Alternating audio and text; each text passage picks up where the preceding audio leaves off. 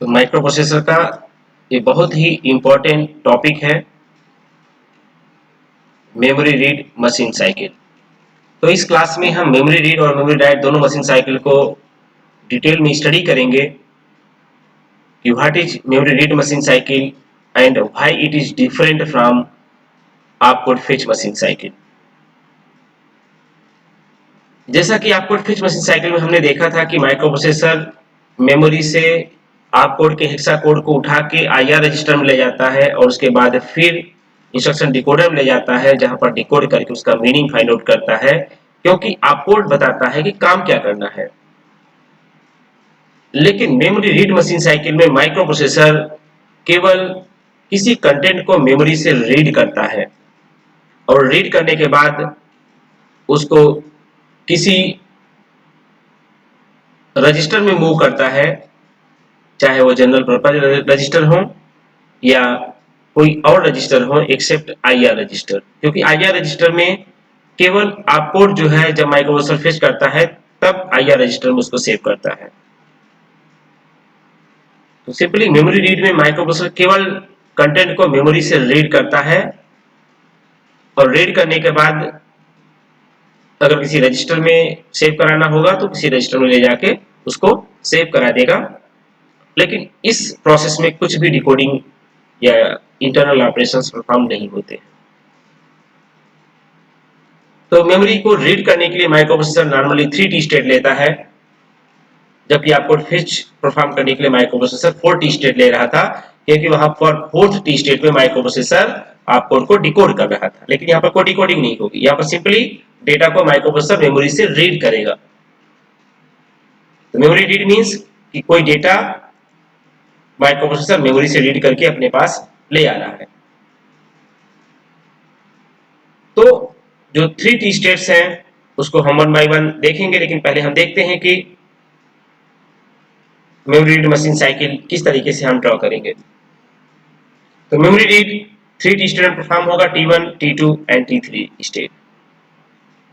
जैसा हमें पता है कि अगर माइक्रो प्रोसेसर कोई प्रोसेस करने जा रहा है तो सबसे पहले स्टेटस सिग्नल जनरेट करेगा। तो इस केस में भी micro processor status signal generate करेगा। तो स्टेटस सिग्नल क्या होंगे, आईओ ऑब्लिक एम बार की वैल्यू 0 होगी, क्योंकि वैल्यू जो है मेमोरी से रीड होने जा रही है। अगर यही वैल्यू आईओ डिवाइसेस से रीड होती तो आईओ ऑब्लिक एम बार की वैल्यू 1 होती, लेकिन यहाँ पर मेमोरी से रीड होने जा रही है, इसलिए आईओ ऑब्लिक एम बार की वैल्यू 0 होगी। और मेमोरी रीड के लिए S1 की वैल्यू 1 होती है और S0 की वैल्यू 0 होती है।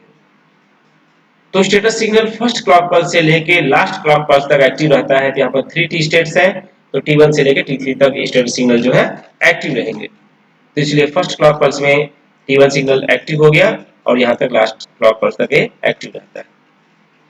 उसके बाद माइक्रो प्रोसेसर जिस लोकेशन से डेटा को रीड कर रहा है मेमोरी से, अब उस एड्रेस को जनरेट करेगा।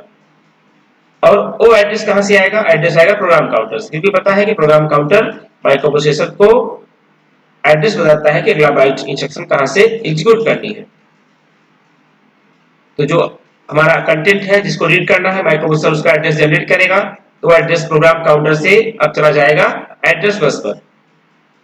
तो हमें पता है एड्रेस बस हमारी दो पार्ट में डिवाइड होती है, एक AD0 जिस पर जो है फर्स्ट क्लॉक पल्स में एड्रेस फ्लो करेगा, और उसके लिए हमारी ALE सिग्नल जो है फर्स्ट क्लॉक पल्स में हाई हो जाती है। क्यों पता है, ALE जब हाई होगी तभी जो है माइक्रो प्रोसेसर AD0 पर जो है जो भी सिग्नल फ्लो कर रहा है उसको एड्रेस कंसीडर करेगा, और जैसे ALE लो हो जाएगी अब उस बस पर जो भी सिग्नल फ्लो करेगा उसको microprocessor as a data consider करेगा। तो इसलिए फर्स्ट क्लॉक पल्स में ALE हमेशा जो भी मशीन साइकिल होगी, सारे मशीन साइकिल के फर्स्ट क्लॉक पल्स में ALE हाई हो जाती है, और फर्स्ट क्लॉक पल्स में ही केवल AD0 पर जो है एड्रेस फ्लो करता है और वो एड्रेस मेमोरी तक अप्रोच कर जाता है। और जो हायर बाइट है एड्रेस का वो A8 to A15 पर फ्लो करेगा, और A8 to A15 जो एड्रेस बस होती है उस पर जो है हायर बाइट जो एड्रेस है T1 क्लॉक पल्स से लेके T3 क्लॉक पल्स तक जो है फ्लो करता है, और T3 के बाद जो है अनस्पेसिफाइड हो जाता है। तो यहाँ पर T3 स्टेट है, तो A8 to A15 जो है T1 से लेके T3 तक जो है एक्टिव रहेगा। तो इन तीन T स्टेट तक इस पर जो है एड्रेस जो है फ्लो करता रहेगा। लेकिन जो लोअर बाइट है वो जो है केवल फर्स्ट क्लॉक पल्स में फ्लो करेगा और जाके वो उस पर्टिकुलर मेमोरी लोकेशन को जो है एक्टिवेट कर देगा। अब उस मेमोरी लोकेशन पर कौन सा टास्क परफॉर्म होना है, क्योंकि यहाँ पर मेमोरी रीड हो रहा है तो माइक्रोप्रोसेसर कंट्रोल सिग्नल जनरेट करेगा। तो अब माइक्रोप्रोसेसर आरडी बार सिग्नल जनरेट करेगा, तो आरडी बार सिग्नल जो है जाके सेकंड क्लॉक पल्स में लो हो जाता है, क्योंकि माइक्रोप्रोसेसर आरडी बार के लिए मींस रीड ऑपरेशन के लिए मेमोरी को जो सेकंड क्लॉक पल्स में एक्टिवेट करेगा, क्योंकि फर्स्ट क्लॉक पल्स में एड्रेस जाता है। और जैसे ही मेमोरी रीड ऑपरेशन के लिए एक्टिवेट होगी तुरंत जो है डेटा जो है उस पर्टिकुलर लोकेशन से आ जाएगा डेटा बस पर। लेकिन 8087 बस पर जो है एड्रेस फिनिश होने के थोड़ी देर के बाद जो है डेटा आता है, क्योंकि मेमोरी स्लो होती है और यहाँ पर मेमोरी रीड ऑपरेशन में डेटा जो है मेमोरी से आ रहा है, इसलिए जो है थोड़ी देर के बाद डेटा आता है। इसलिए जो है हमारी जो बस है 8087 that will flow between T1 and T2 T state. और जो डेटा है डेटा बस पर जो है T3 स्टेट तक जो है फ्लो करता रहता है और थर्ड क्लॉक पर से हमारी आरडी बार हाई हो जाती है और मेमोरी हमारी जो है डीएक्टिवेट हो जाती है। और T3 में हमारा जो डेटा है और डेटा बस के बाद जो है जहां भी जाना होगा जिस भी रजिस्टर में वहां पर जो है डेटा मूव कर जाता है। It is known as memory read machine cycle. और मेमोरी राइट में माइक्रो प्रोसेसर डेटा को मेमोरी में राइट करता है, मतलब किसी रजिस्टर से ले जाके मेमोरी के किसी लोकेशन पर जो है डेटा को राइट करेगा, जिसको हम बोलते हैं मेमोरी राइट ऑपरेशन। तो माइक्रोप्रोसेसर जब राइट ऑपरेशन परफॉर्म करता है तो इसमें पहले जो है मेमोरी का एड्रेस जनरेट करेगा, स्टेटस सिग्नल तो जनरेट होगा जो कि फर्स्ट क्लॉक पल्स से लेकर लास्ट क्लॉक पल्स तक एक्टिव रहेगा। तो मेमोरी राइट के लिए स्टेटस सिग्नल होते हैं IO/M बार की वैल्यू 0 होगी क्योंकि मेमोरी पे राइट होना है, S1 की वैल्यू 0 होती है और S0 की वैल्यू 1 होती है। तो पहले माइक्रोप्रोसेसर एड्रेस जनरेट करेगा और एड्रेस का लोअर बाइट 80 to 87 पर बस पर फ्लो करेगा और उसका जो हायर बाइट है A8 to A15 पर फ्लो करेगा। और 80 to 87 को एड्रेस के लिए एक्टिवेट करने के लिए ALE पिन जो है या ALE सिग्नल जो है वो फर्स्ट क्लॉक पल्स के लिए हाई हो जाता है, उसके बाद जो है लो हो जाता है।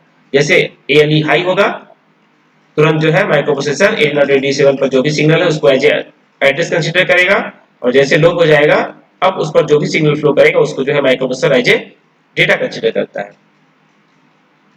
तो फर्स्ट क्लॉक पल्स में माइक्रोप्रोसेसर एड्रेस भेजेगा और एड्रेस जाकर उस पर्टिकुलर मेमोरी लोकेशन को एक्टिवेट करेगा और फिर सेकंड क्लॉक पल्स में माइक्रोप्रोसेसर कंट्रोल सिग्नल भेजता है कि उस पर्टिकुलर मेमोरी लोकेशन पर किस टाइप का टास्क परफॉर्म होना है। यहाँ पर मेमोरी राइट ऑपरेशन परफॉर्म होना है तो सेकंड क्लॉक पल्स में माइक्रोप्रोसेसर WR बार कंट्रोल सिग्नल जनरेट करता है राइट ऑपरेशन परफॉर्म करने के लिए। तो सेकंड क्लॉक पल्स में WR बार सिग्नल लो हो जाता है क्योंकि पता है कि WR बार भी हमारा जो है एक्टिव लो सिग्नल है, जैसे लो होगा राइट ऑपरेशन के लिए मेमोरी जो है एक्टिवेट हो जाएगी और मेमोरी पे जो भी वैल्यू जानी है वो वैल्यू जो है हमारा जो है डेटा बस के थ्रू चला जाएगा मेमोरी पे।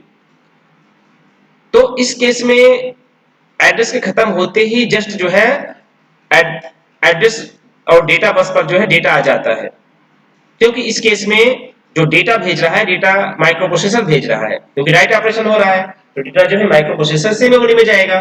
तो यहाँ पर डेटा सेंड करने वाला माइक्रोप्रोसेसर है, इसलिए जैसे एड्रेस खत्म होगा तुरंत जो है डेटा जो है डेटा बस पर आ जाएगा और उसके बाद जो है T3 स्टेट में जाकर डेटा जो है मेमोरी में राइट हो जाएगा और WR बार सिग्नल हमारा थर्ड क्लॉक पल्स में हाई हो जाता है, मींस कि अब हमारा जो है मेमोरी जो है फिर से डीएक्टिवेट हो जाएगी और तब तक हमारा डेटा जो है मेमोरी में जाके राइट हो चुका होता है।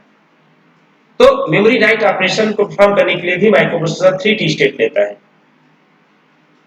मेमोरी रीड और मेमोरी राइट में केवल एक फर्क है कि मेमोरी राइट में WR बार सिग्नल जनरेट करता है माइक्रोप्रोसेसर, जबकि मेमोरी रीड ऑपरेशन में RD बार कंट्रोल सिग्नल जनरेट करता है। बाकी स्टेटस सिग्नल में फर्क होता है, उसके अलावा बाकी मेमोरी रीड और मेमोरी राइट दोनों जो है सिमिलर जो है मशीन साइकिल्स होती है। धन्यवाद।